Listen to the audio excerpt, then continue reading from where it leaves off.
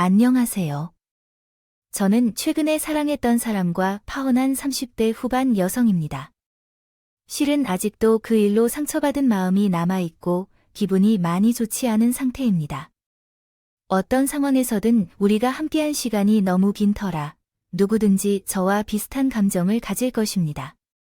처음 그 사람을 만난 것은 20대 중반이었습니다. 중간에 헤어졌지만 그 시간으로 따지면 10년을 넘게 함께했고 그 사람은 항상 내 곁에 있었어요.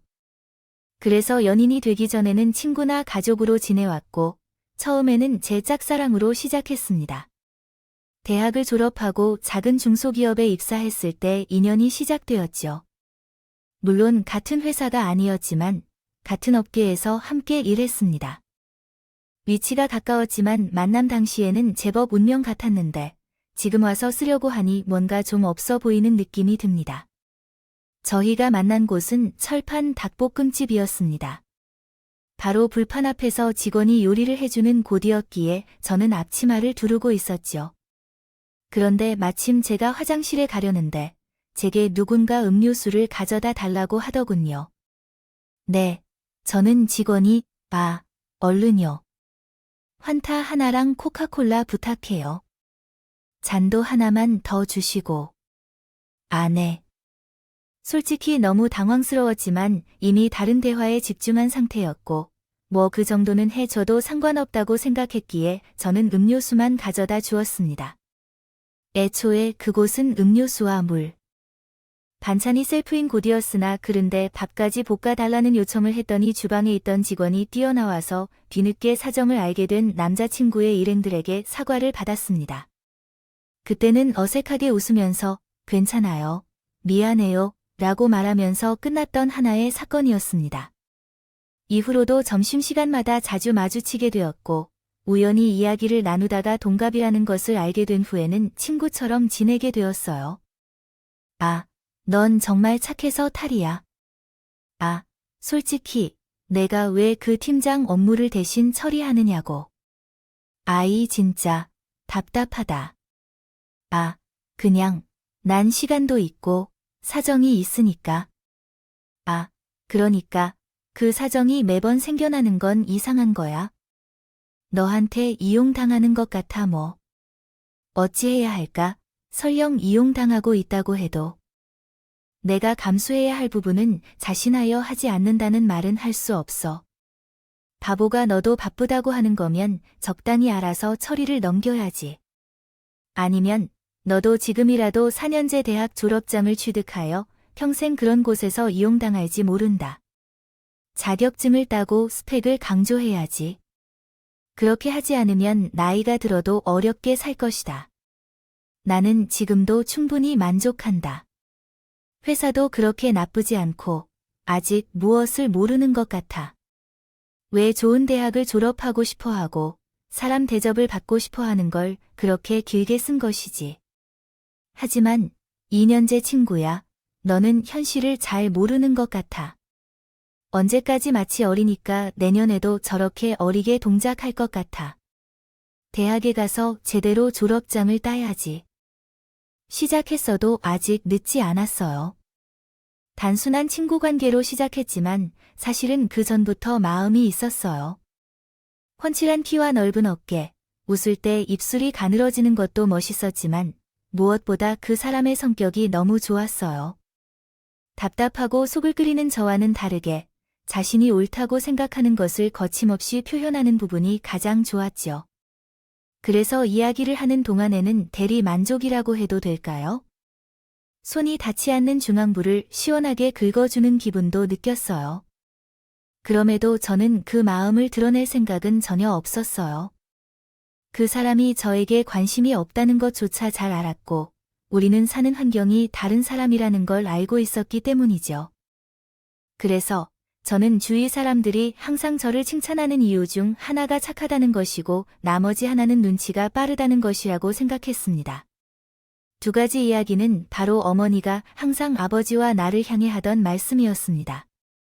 물론 어머니의 말에서 칭찬은 나오지 않았고 무시하고 비난하는 말이었지만 그러한 어머니의 말에도 익숙했습니다. 어렸을 적부터 부모님은 항상 다투기만 했습니다. 지긋지긋하다. 집안에서 들어오면서부터 숨이 막혔어. 아이 미안해. 여보, 이번에 정말 잘못했어. 아이, 그러니까 이혼하자는 말은 하지 마. 우리 딸을 봐서라도. 아, 당신은 엄마잖아. 아, 자꾸 집을 나가면 어쩌자는 거야? 응, 내가.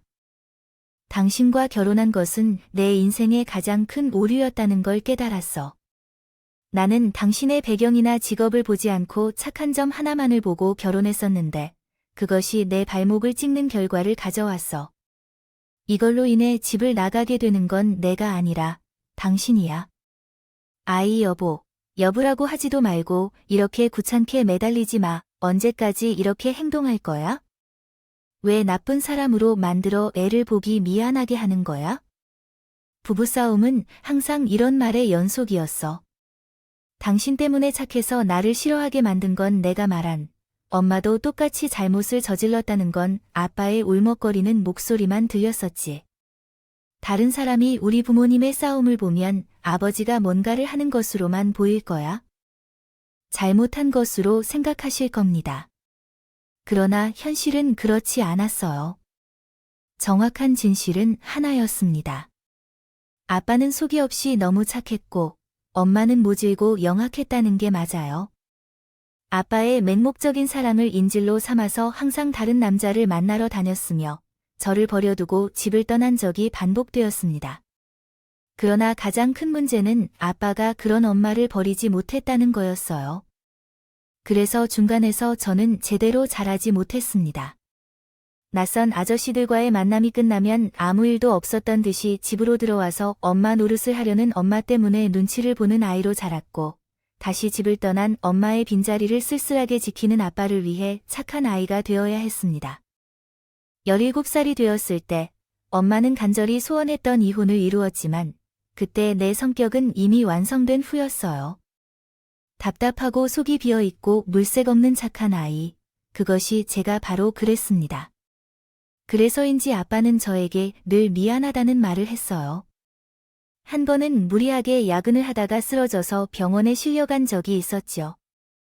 아이, 하필이면 너한테 물려줄 게 없어서 내 성격을 물려준 걸. 아이, 차라리 엄마를 닮아서 싫은 건 싫다고 해야지. 매번 왜 이렇게 혼자 고생을 하는지 바보도 아니야. 엄마를 닮아서 못한 게 아니라 착한 게 훨씬 나아. 아유, 미안하다. 이건 다 내 탓이야. 우리 딸을 위해서 진지하게 이혼을 해야 했어. 그 혼인 난 후에는 아버지는 어째서 이혼을 하지 않았는가 하는데, 어머니는 그렇게 행복했는데, 그렇게 말이야. 아버지는 어머니께 그늘이 되어주고 싶었던 나무 같은 사람이 되고 싶었어. 한 여름에는 그늘이 되어주고 한 겨울에는 장작이 되어주는 그런 사람이 되고 싶었어. 그러나 그것도 욕심인 거야. 그걸 내가 하려고 한 것이니까 그것도 다 내 잘못이야. 나무 멋지다.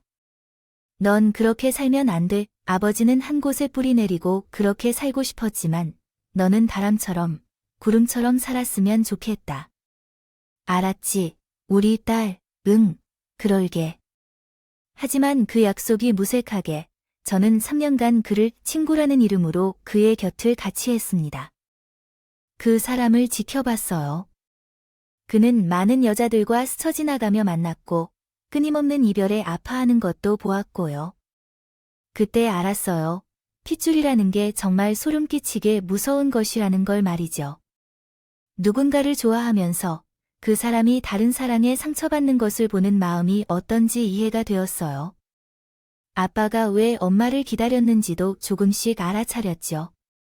그래서 포기할 생각을 하며 멀어지려고 했었어요. 하지만 그걸 눈치챈 것 같아요.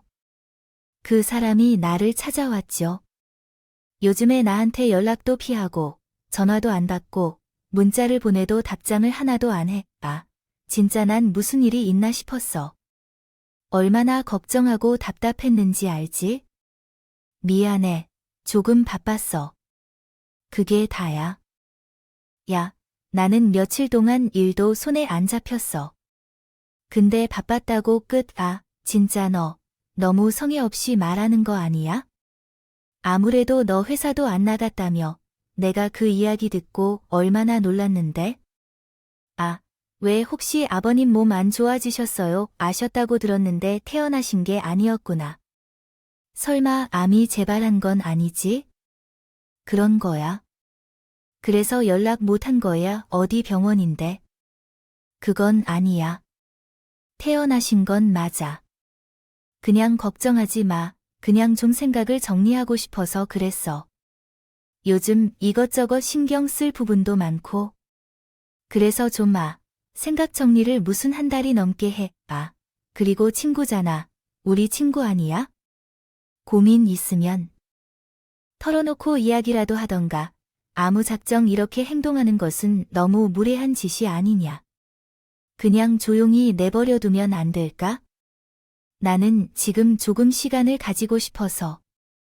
그러더라도 그 사람의 표정은 아직까지도 잊혀지지 않네요. 분노가 내리막길을 다닐 때마다 턱 근육이 한쪽으로 거칠게 움직이며 머리카락도 엉성하게 헝클어지죠. 혹시 그것이 바로 하려고 했던 것입니다. 웃지 마. 나도 모른 척 하려고 했어. 왜냐면 너 같은 친구를 만나기 어려워서야. 솔직히 말하면 우리 회사에서 함께 일하면서 서로의 어려움을 공유하고 술 한 잔도 같이 했던 게 실은 너무 힘들었어. 나에게 너 같은 친구가. 처음에는 그랬어. 그래서 나는 너를 더 소중하게 대해주려고 했었거든. 근데 이번에 멀리 떨어져 있는 모습을 보니까 처절하게 느껴졌어. 너 없이 살면 힘들어. 너 아니면 조금 힘들어.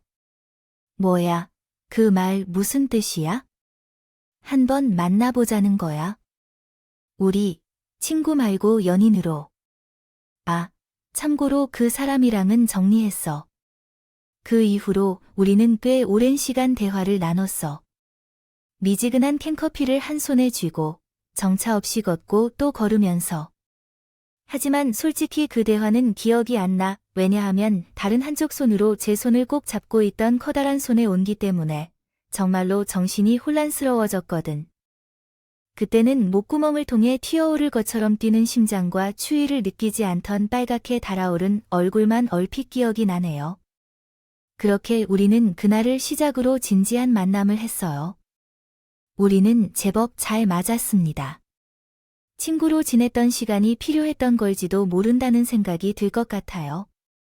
서로가 서로에 대해 잘 알았기 때문에 맞춰가는 것이 쉬웠어요. 남자친구는 언제나 결혼을 한다면 나와 결혼하고 싶다고 자주 말했어요. 아무래도 그때의 나이가 30을 넘어가고 있어서 결혼은 너무나 자연스러운 주제가 되었습니다. 그건 너무나 꿈꾸던 일이었어요. 내가 좋아하는 사람과 결혼할 수 있다는 것이 기적처럼 느껴졌기 때문이죠. 제 아버지는 대학을 다닐 때 대장암으로 수술을 받으셨고 그 후에도 한 차례 재발하여 절제 수술과 항암 치료를 받으셨습니다. 다행히 회복이 좋아 일찍 퇴원하셨지만 주기적으로 병원에서 검사를 받아야 했습니다. 일반적으로 5년 정도 병원에서 관찰을 하게 되는데 저는 병원비와 생활비를 부담하고 있어서 결혼할 여력이 없었습니다. 마음으로는 충분했지만 이런 현실로 인해 결혼을 할 수 없다는 것을 깨달았기 때문에 그런 상황에서 나서기 어려웠습니다. 하지만 남자친구는 결혼을 서둘러 하고 싶어 했습니다. 시작하더군요. 야, 너 결혼에 대해 알지? 5년 이상 만나다가 한쪽에서 시간을 끌다 결국 헤어졌잖아. 지금 그들이 길에서 만나도 서로를 알아보지 못해. 전에 언급한 대화를 통해 결혼은 타이밍이라는 것을 알 수 있어. 현실적인 이유들을 꼽으며 어쩌고 저쩌고 했지만 시간만 낭비하다 결국 파벌 찢어진 커플들이 있어. 둘이 말하지. 현실은 아버님께서 완치를 선언하셨다 해도 다시 돈을 벌기 위해서는 누구나 시간이 필요하지. 내가 전에 이미 언급했듯이 난 많은 자녀를 낳고 안정적인 가정을 이루고 싶어. 그런데 이미 늦었어. 요즘에는 결혼을 늦게 하는 것이 일반적이라지만 솔직히 말해서 그것은 자녀를 낳는 것을 포기했거나 한 자녀만 낳겠다고 하는 경우뿐이야. 알지만 현실적으로는 불가능해. 지금의 내 상황이야. 그래서 뭐, 그럼 나랑 결혼 안 한다고 진심이야? 아니, 당연히 하고 싶지. 마음은 그러니까. 그렇지만 이게 그냥 가볍게 결정할 문제가 아니잖아. 그럼 일단 결혼 허락 받아보자. 우리 부모님을 만나자고. 네, 이렇게 오래 만났는데 이런 핑계 저런 핑계로 만나지 않고 있는 게 현실이잖아. 우리 부모님도 너무 궁금해하시고 여력이 되지 않는 부분은 솔직하게 털어놓아 보자. 우리 부모님은 정말 솔직한 분들이니까. 보면 돼. 어때? 어렵지 않아. 그래도 솔직히 말하자면 지금 만나러 가면 반대하실 것 같아. 아니, 나한테도 어느 정도 확신이 있어. 있어야 돼. 아, 기다려 달라는 말로만. 그러면 내가 어떻게 널 기다려야 해? 아, 너한테 신뢰가 없다는 뜻이 아니야. 적어도 우리가 진지하게 만나야 해. 아셔야. 아니야. 우리 사이가 겨우 이 정도야. 그럼 우리 헤어지자는 건가? 헤어질까? 아, 알았어. 알았어. 미안해. 내가 너무 내 생각만 했어. 남자친구의 말은 틀린 게 하나 없긴 했습니다. 그래서 결국 약속을 잡고 잘 준비해서 남자친구의 부모님을 처음 만나게 됐죠. 얼마나 떨렸는지 식사하는 내내 밥이 코로 들어가는지 입으로 들어가는지 모르겠더군요. 하지만 그때도 제 예리한 감각으로 알았죠. 그는 나를 굉장히 싫어한다는 걸. 식사 자리에서 많은 대화가 오가고 있었습니다. 가장 기억에 남는 대화를 간략하게 적겠습니다. 아버님이 몸이 안 좋다는 소문을 들었는데 암이 맞다고 하더라고요. 항암 치료를 받고 지금 3년째 검사를 받고 있다고 해요. 어쨌든 암은 그런 병이거든요. 제가 알고 있는 사람 중에 30년 넘게 담배를 피웠는데 암에 걸리지 않았어요. 근데 담배를 한 번도 입에 물어보지 않은 친구는 폐암으로 돌아가셨어요. 암이란 거에 대해 어떤 의미가 있는지 알아요? 암은 유전적인 요인도 작용한다고 하더라고요. 그냥 집안에 환자가 있어도 쉽게 넘길 수 없다고요. 그래서 결혼할 때 집안 사정도 고려해야 한다는 걸 말하고 싶었나 봐요. 그래서 저는 말이 막혀서 고개를 숙이게 되었습니다. 남자친구가 대화를 바꾸려고 끼어들었어요. 아, 엄마 검사 자주 받고 그러면 되는 거잖아. 요즘 의학 기술을 너무 가볍게 봐, 못난 놈아. 예전부터 암은 가죽을 죽이는 병이라고 그랬어.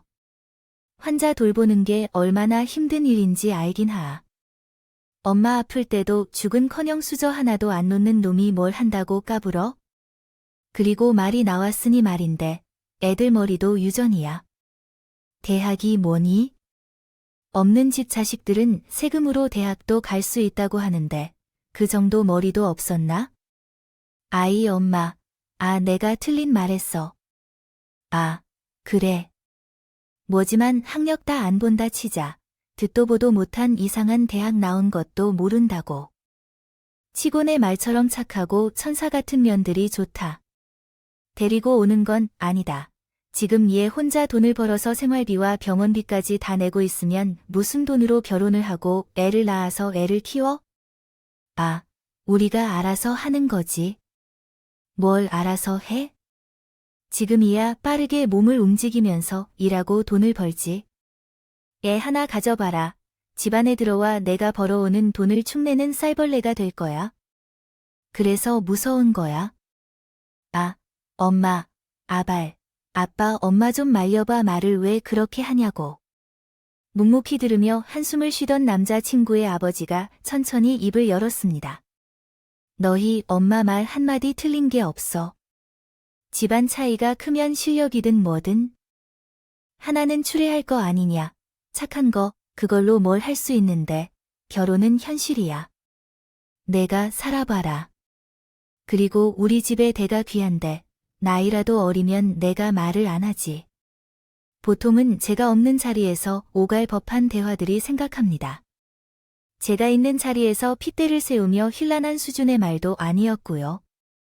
그 외에도 빈대 않으니 거지라는 말까지 들었었죠. 하지만 너무 충격을 받아서 자세히 기억도 나지 않았습니다.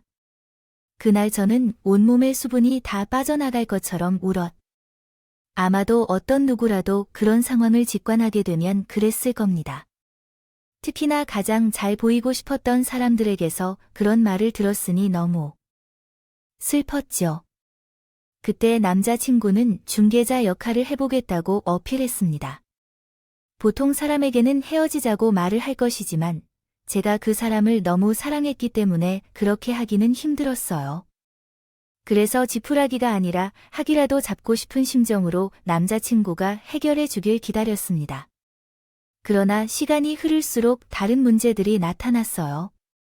마치 어린 시절에 두드려 대던 두더지 게임처럼 말입니다. 일단 남자친구는 중계가 아니라 싸움을 일으키려는 것처럼 이야기들을 필터 없이 전달했어요.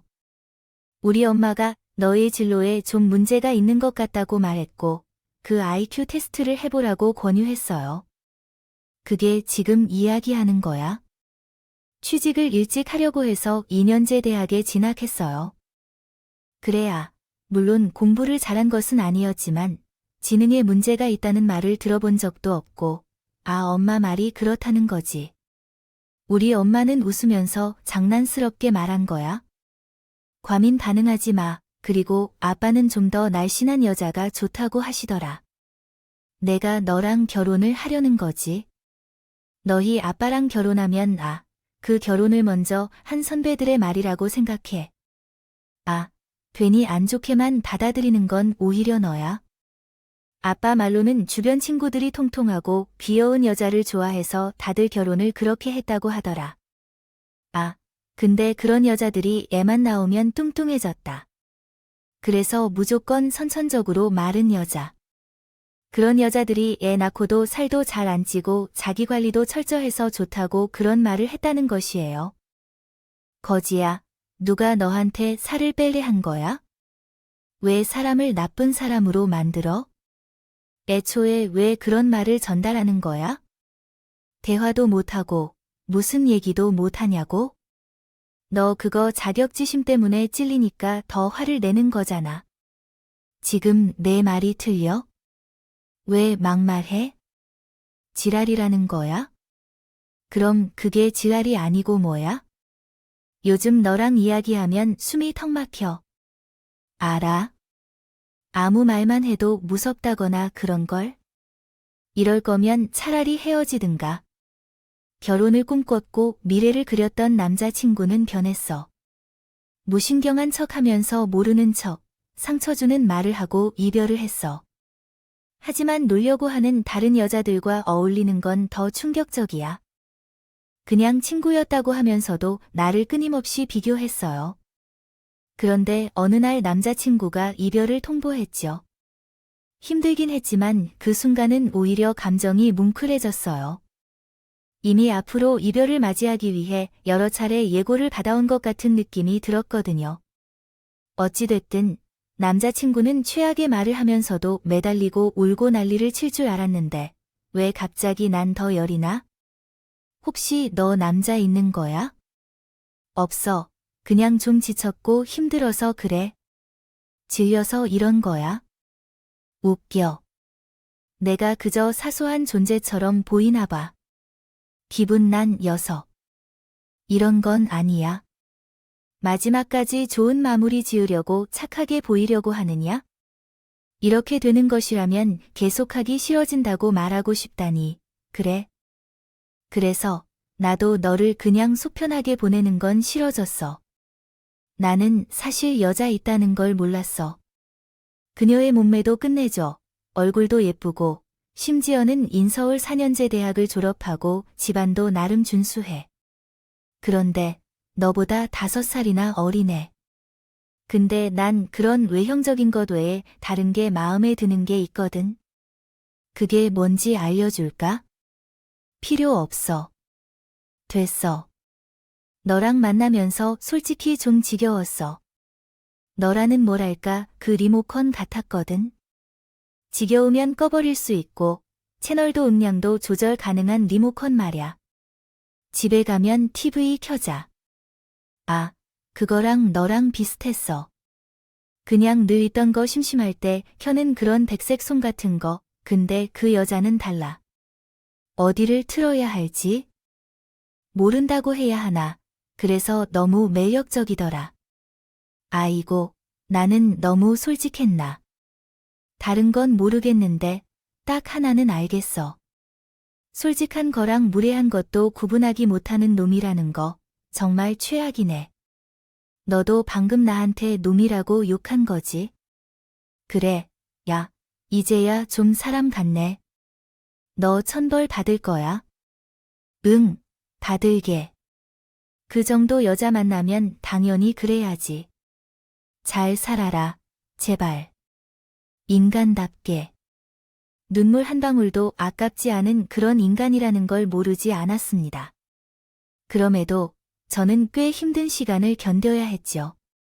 매일 하던 전화와 문자는 습관처럼 남아서 저를 거의 매일 괴롭혔고 좋았던 추억들은 악몽으로 바뀌어 새벽마다 제 꿈속을 따라다녔습니다. 두드렸어요. 그래도 시간은 흐르고 어떻게든 사라지더군요. 아이러니컬하게도 남자친구가 제게 줬던 상처들을 걸음 삼아 더 열심히 살았습니다. 비록 대학을 다시 가진 못하더라도 자격증은 이를 악물고 뗐네요. 그리고 1년 뒤에는 용기를 내서 이직도 했습니다. 복지도 좋고 연봉도 더 높은 곳으로 갈 수 있었죠. 그렇게 완전히 잊어갈 무렵 그 사람이 다시 제 앞에 나타나게 됐어요. 이전과 달리 생기가 빠진 눈에 바짝 마른 몸을 하고 말입니다. 돌아가라고 쫓아내도 몇 번이고 저를 찾아와 용서를 빌었죠. 도대체 나한테 왜 이래? 벌써 헤어지고 2년이나 흘렀어. 이게 무슨 짓이야? 너 없이 살 수 있을 줄 알았는데. 그게 되지 않았어. 아, 정말. 미안해. 나 이기적이라는 걸 알아? 하지만 나도 괴로웠어. 그때 나도 어쩔 수 없었다고. 다른 여자랑 만난다고 뻔뻔하게 내 앞에서 그렇게 말하더니 사실 그때 나 죽으려고 했었어. 너랑 결혼 못하면 죽으려고 일부러 그랬었던 거야? 날 잊고 잘 살길 바랬었으니까. 그런데 죽지도 못했어. 너 못 보고 살 거 생각하니까 무섭더라. 너랑 결혼 못하면 죽으려고 했던 걸 부모님도 알아? 드디어 너랑 결혼 허락받았어. 나 그래서 너 잡으려고 온 거야? 늦었어. 내 말 안 믿을래? 우리는 10년이라는 그 시간 속에서 친구로서도 연인으로서도 함께 했었어. 그 시간 속에서 경험한 모든 것들, 그 추억들이 어떻게 아무것도 되지 않을 수 있는지 이해가 안 돼. 나에게는 그게 쉬운 일이겠지만 나에겐 불가능한 일이야. 너를 잊고 싶어 해도 잊을 수가 없어. 우리는 행복했었고 서로를 소중히 했었는데 그저 애매한 변명들을 늘어놓는 남자친구가 보이면서 나는 흔들렸어.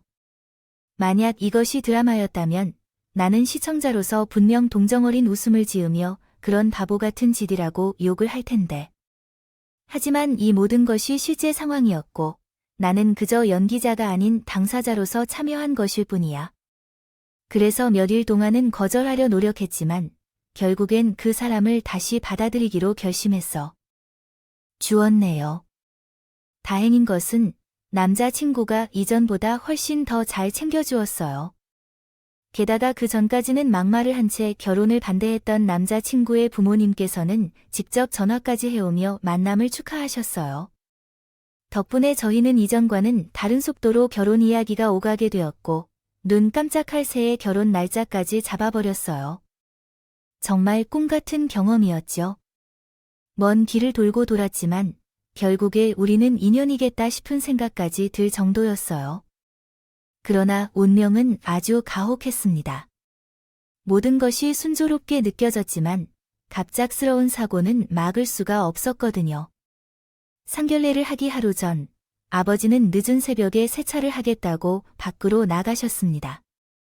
그날은 몹시 추웠던 날씨였기 때문에 나가기 어렵다며 나를 막았지만 그 고집은 꺾지 못했지요. 그리고 그런 아버지를 한참 기다린 나에게 걸려온 전화기 너머의 목소리는 아버지가 아니었습니다.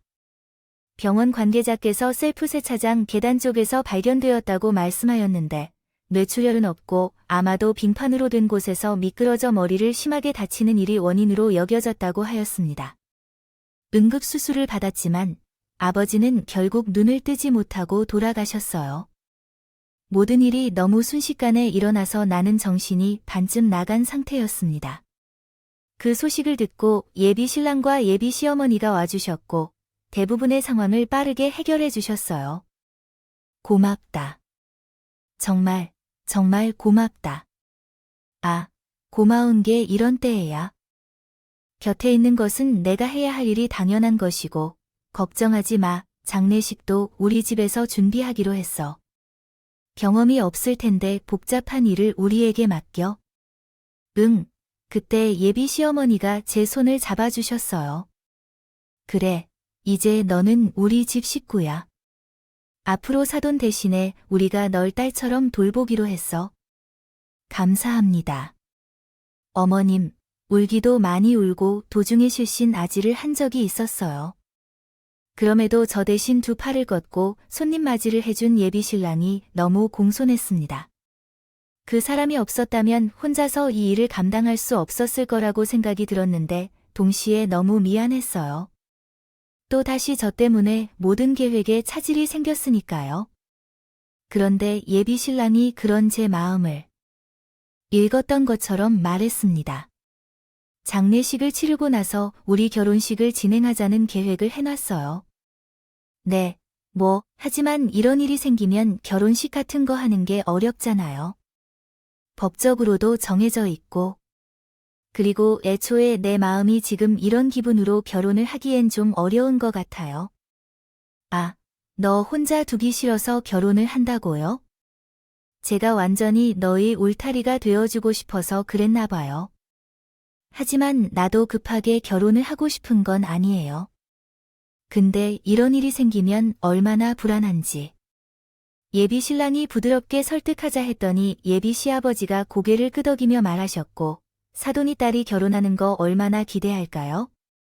비록 직접 올 수는 없어도 너희가 행복해하는 모습을 보고 계시는 건 얼마나 기뻐하실까요?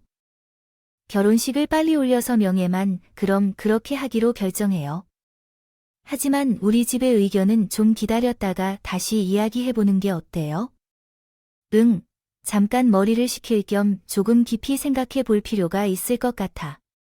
눈은 부어서 눈밑이 아프고 몸은 지쳐 숟가락 하나도 들리지 않을 정도였으니까요. 그래서 장례를 위한 이틀이 끝난 후에야 잠시 눈을 붙이게 된 거예요. 상주들이 옷을 갈아입는 작은 방에서 몸을 웅크린 채 누웠다가 차가운 바닥에 누워 어이없이 돌아가신 아빠를 떠올리며 울다가 지쳐 잠이 들었어요. 그리고 매우 선명한 꿈을 꾸었어요. 그 꿈은 아주 뚜렷하고 색채가 풍부해서 꿈인지도 모를 정도였어요. 깎아지른 듯한 높은 절벽이 바다를 향해 뻗어 있었고 절벽 끝에는 큰 나무 한 그루가 있었습니다. 나무로 향해 천천히 걸었고 발밑은 폭신하게 깔린 잔디로 융단처럼 펼쳐져 있었습니다. 강한 바람이 불어도 나무 쪽으로 다가갔고 나무의 기둥에 손을 가져다 댔을 때 찌릿하는 느낌을 받았습니다.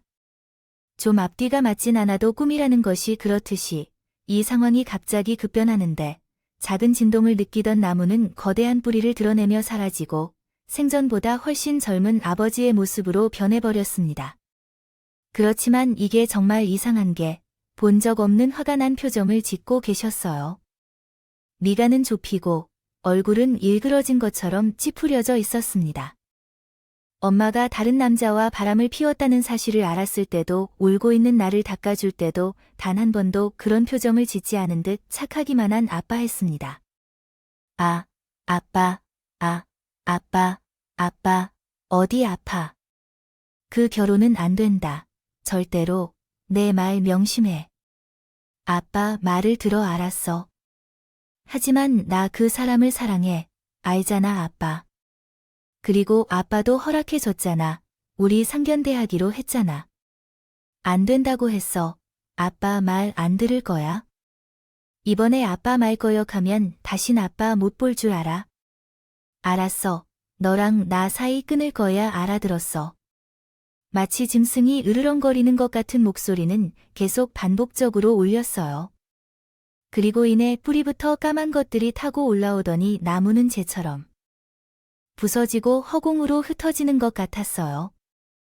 그때야 꿈이라는 것과 아빠가 돌아가셨다는 사실을 깨달았어요. 그전에는 전혀 느끼지 못했던 현실이 쏟아져 나왔고 그 순간에 나는 발작을 디뎠고 눈을 떴습니다. 그런데 내 곁에 예비 신랑이 앉아 걱정스러운 눈으로 나를 바라보더군요. 아, 꿈꾼 것 같아. 악몽 같은 거임을 느꼈어요. 식은땀이 났어. 병원에라도 가야 할지도 몰라. 사람들은 이젠 모두 떠났어. 엄마와 아빠만 남았는데 너는 좀 쉬어도 돼. 꿈이 너무 선명해서 계속해서 예비 신랑의 목소리와 아빠의 절규가 겹쳐 들리는 것 같았어요. 무엇보다도 갑자기 변한 태도에 당황했습니다. 이전에는 내가 보고 싶은 것만 보았던 것 같은데 꿈속에서 깼을 때는 머릿속이 맑아진 것처럼 다른 생각들도 들었어요. 왜 갑자기 결혼을 서두르려고 하는지에 대한 의문이 들었습니다. 아버지께서 돌아가신 상황에서 결혼 이야기를 꺼낸 이유가 무엇일까요? 의문의 마음이 계속해서 드는데 결국 제가 혹시라도 하는 마음에 아버지의 휴대폰으로 전화를 거실 휴대폰에 두고 실시간으로 듣기 위해 작은 방으로 들어가서 수습할 것을 이유로 들어와 있었습니다. 소리가 부스러거리는 소리가 계속해서 들리다가 이윽고 예비 신우이의 목소리와 들리게 되었습니다. 아이, 또 전화 왔어. 아이, 불안해하는 것 같아. 무슨 집착이 이렇게 심한지. 엄마가 좀 달래줄 수 있을 텐데. 아, 새아가 입장에선 당연히 불안해하지. 결혼할 뻔한 여자를 만난다는데 더구나 애 낳고 얼마 되지도 않은 상태로 얼마나 무섭겠네. 응, 저는 그 말의 의미를 파악하지 못하고 귀를 더 기울였죠. 그런데 화가 난 듯한 예비 신랑이 낮게 소리를 쳤습니다. 아마도 제가 방에 있다는 걸 의식한 듯했죠. 아, 지금 여기서 제일 무서운 건 나야. 나 아니면 당장 간이식 못 받으면 평생을 투석해야 살아야 하는데 아기 엄마랑 아빠는 그것만 중요해. 손주들 걱정뿐이야. 그럼 아들 목숨은 안우가 아니라고 했어? 너 힘든 거 우리가 몰라서 이런 거지 같은 곳에서 이 짓 하고 있겠냐고. 아, 근데 제가 너한테 이식을 해주겠니? 아무리 착하다고 해도 엄마는요. 엄마가 쟤를 몰라서 그래. 각막 하나 필요하다고 하면 줄게야. 그것만 있으면 심장이 필요하다면 그것 또한 줄게. 더군다나 아버지께서 돌아가셨지 세상에. 의지할 건 나뿐인데 설마 죽는다는데 가만히 있겠어. 아, 진짜 솔직히 결혼 자체를 그 사람과 했어야 했어. 뭐, 아니 큰 분도 없는 사람과 아이가 되었어. 너는 이미 아빠야. 지금 어디서 그런 쓸데없는 소리를 하는지 몰라. 안 사람은 이식에 이자만 나왔다 해도 받을 닛. 목숨이 더 아깝다. 그게 사랑이야. 엄마랑 아빠도 나한테는 결코 이식하지 않을 거야. 오죽하면 내가 헤어진 여자를 붙잡고 있겠냐고. 아니, 그러니까 좀 더 잘해. 나한테 하는 것보다 10배는 잘해야지. 이만큼만 해도 잘하는 거지. 어떤 시부모가 사돈 장례식을 얼마든지 다 채워온다 하니야. 더 잘해야 한다. 내 삶이 그에게 달렸어. 알아, 나 이식 못 받으면 엄마가 좋아하는 며느리조차 날 이혼할 거야. 두고 봐. 진짜로 그렇게 안 좋은지 아니야. 알았어. 근데 너 위장으로 이혼한 거였어. 들키거나 하면 어째 할 거야? 내가 알아서 할게. 순진해서 내 말이면 다 믿을 거야. 순간 혈관을 타고 전기가 흐르는 것 같은 저릿한 감각이 온몸을 관통했어. 자잘해서 눈에 보이지 않는 솜털이 곤두선 느낌도 받았어. 그들의 말을 완벽하게 이해한 후에 사랑이 아니라는 사실이나 치밀어 오르는 배신감에 눈물이 쏟아지리라고 생각했어. 알았어. 하지만 오히려 머리는 더 차가워지고 심장은 단단해지는 느낌이 들었어. 들더군요. 분노였던 저는 너무나도 태연하게 밖으로 나가 감사를 전하고 다음 날에는 아빠의 발인까지 끝냈어요. 그러고 3일 정도 있으니 예비 신랑과 예비 시부모는 슬슬 또다시 결혼 이야기를 꺼냈습니다. 명복이 어쩌고 아버지의 영혼이 어쩌고 하면서 말이에요. 마음 같아서는 너희들의 시커먼 속을 다 알고 있다고 소리를 지르고 싶었지만 그런 식으로 분노가 가라앉지 않을 거라는 걸 확신했어요. 그래서 일단은 시간을 좀 끌어가기로 했습니다. 근데 결혼이요. 결혼 전에 밝힐 게 있어요. 여기저기 돈 좀 서요. 아, 돈 빚, 아? 그럼 그건 일단은 갚기 전에 결혼할 생각 없어. 친구들을 초대할 수가 없거든, 대부분. 소액을 현금으로 빌린 상황인데 친구들이 꽤 많아서 상당히 이야기가 복잡하더라고요. 그래서 내가 대신하여 돈을 주기로 했어. 결혼식을 미루기엔 좀 그렇다고 생각해. 부모님이 아주 유명한 식당에서 예약한 날짜가 있었거든. 그래서 돈을 모두 갚아주기로 했어. 그래서 그 인간의 위선적인 모습에 참지 못할 정도로 진심으로 기분이 안 좋았어요. 조금씩 예비 신랑으로부터 돈을 받아낸 거죠. 만약 그 인간과 다시 만나지 않았다면 아빠를 생전에 더 욕하는 모습을 보였을 거예요. 그래서 다른 계획을 세웠지요. 결혼 전에 해외로 여행을 가보고 싶어요. 아빠가 돌아가신 일도 상처가 깊어서 그런지요. 그래서 말야, 아이. 그건 좀 아니잖아. 결혼하고 차라리 나랑 같은 생각이어야 해. 정리가 필요하면 얼마나 걸릴까? 난 1달 정도 생각하고 있거든. 근데 그곳에 가려면 돈을 좀 벌어야 되니까 기간이 더 걸릴 것 같아. 돈을 번다고 한다면 얼마나? 한 5달 정도는 돈을 벌어야 여유롭게 있을 수 있을 것 같단다. 5달이면 연휴까지 해서 반년을 지금 결혼을 미룬다는 거야.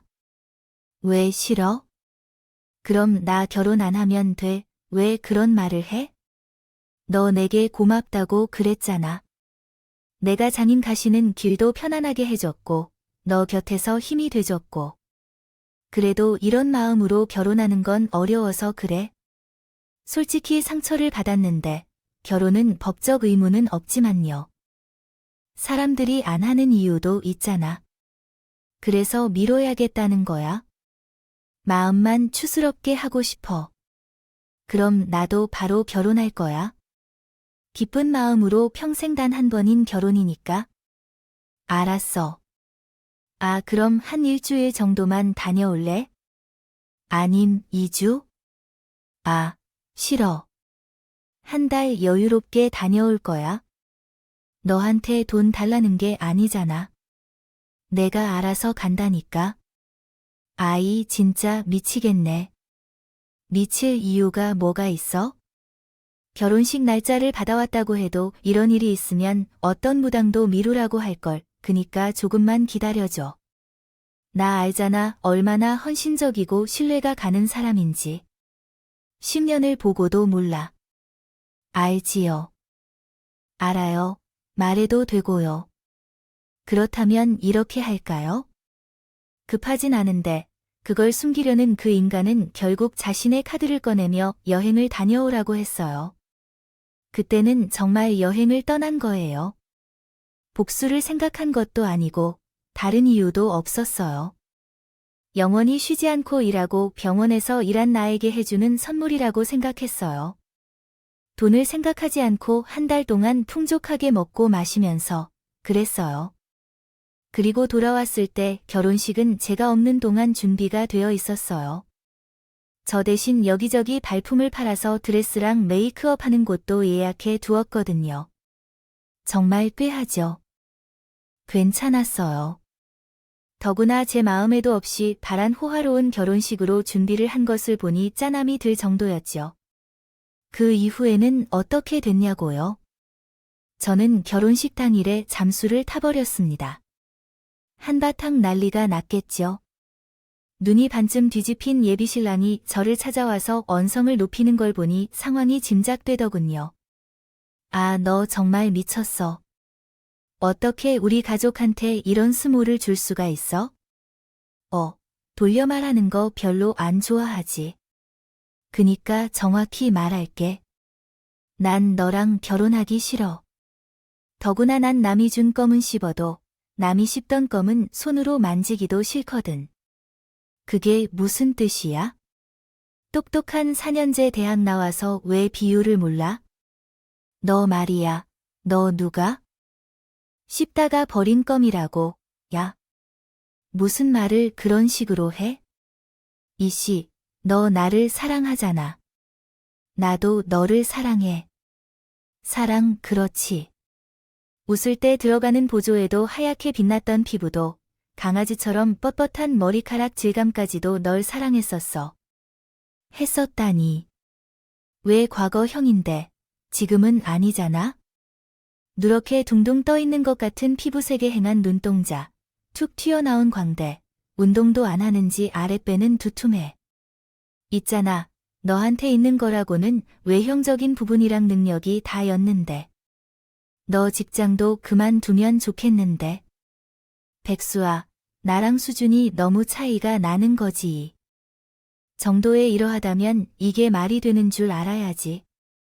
이게 이상한 욕설이 따라올 것 같아 손에 그것이 닿았고 나는 땅에 떨어지게 되었어.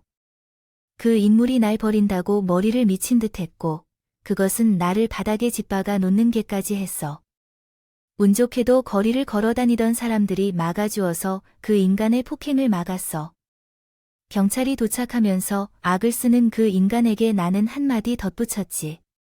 그게 바로 이거야. 그 사람이 그렇게 무서워하게 행동한다고 말하잖아.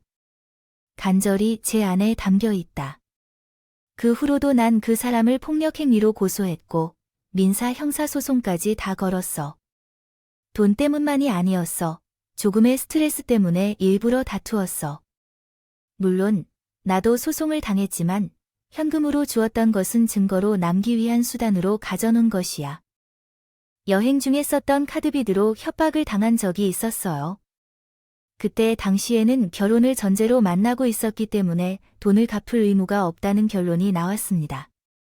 더구나 상대방이 자신의 카드를 마음껏 사용하라는 문자까지 남겨뒀으니 처음부터 상당히 비윤리적인 일이었죠. 그 후 짧지 않은 복수의 시작을 결심하게 되었어요. 하지만 완벽한 결말로 이어지지는 않았고 미련을 버리지 못하게 되어서 상대방으로부터의 접근을 금지하는 신청을 처음 해보게 되었습니다. 듣기로는 상대의 아내의 이혼까지 당하고 빈털터리가 된 것으로 알고 있어요. 지금 당장 도와줄 사람이 없다고 하더라도 마음을 쓰지 않는 것이 중요하겠죠. 그렇게 아버지와 어머니께서 살아간 그 모습은 죽기도 잘 맞고 사이좋았습니다.